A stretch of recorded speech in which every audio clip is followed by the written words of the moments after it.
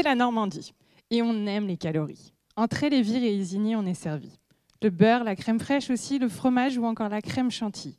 Mais on ne va pas parler gastronomie. Je vais vous parler d'un autre type de crème qu'on se tartine sur la peau en été. La crème solaire. D'ailleurs, j'ai une question pour vous. Est-ce que la crème solaire fait grossir? Surprenant, n'est-ce pas? Eh bien, on va demander à mes poissons.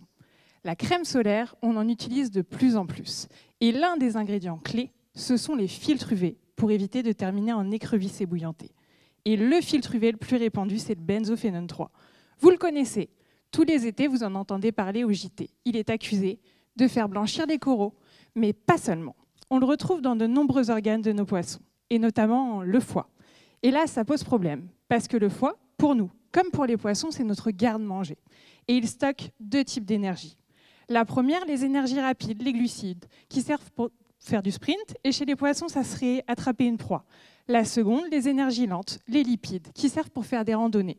Pour les poissons, ça correspondrait à remonter un fleuve ou une rivière. Quand on mange, le foie stocke ces énergies et les libère quand notre corps en a besoin.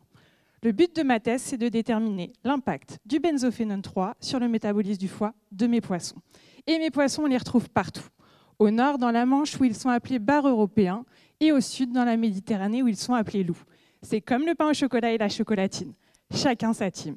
Mais en plus de retrouver mes poissons dans nos eaux, ils font partie des 10 poissons les plus pêchés en France. Du coup, on les retrouve dans nos assiettes. Et ce qui leur arrive avec la crème solaire pourrait très bien arriver à d'autres poissons que nous consommons, comme le saumon. Alors, comment on fait pour étudier l'impact du benzophénone 3? Eh bien, c'est pas sorcier. On prend les poissons et on les répartit dans 2 aquariums. L'un avec de l'eau de mer, l'autre avec de l'eau de mer et de la crème solaire. Et on laisse mariner les poissons pendant 7 jours. Au bout de ce laps de temps, c'est le check-up complet. Tout y passe. Le poids, parce que chez les poissons aussi, le summer body, ça compte.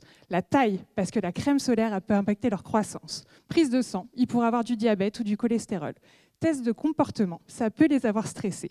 Et je récupère le foie.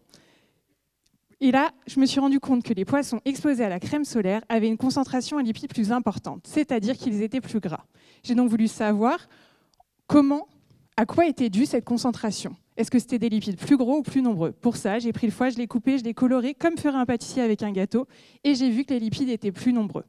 La prochaine étape, ça sera de déterminer quels sont les mécanismes qui ont été modifiés par la crème solaire qui ont conduit aux changements que j'ai observés.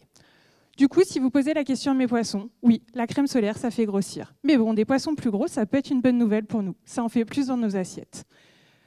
Mais bon, au final, entre la crème fraîche et la crème solaire, la première laisse une trace sur nos hanches, tandis que la seconde nous pousse à trouver des solutions pour protéger notre environnement.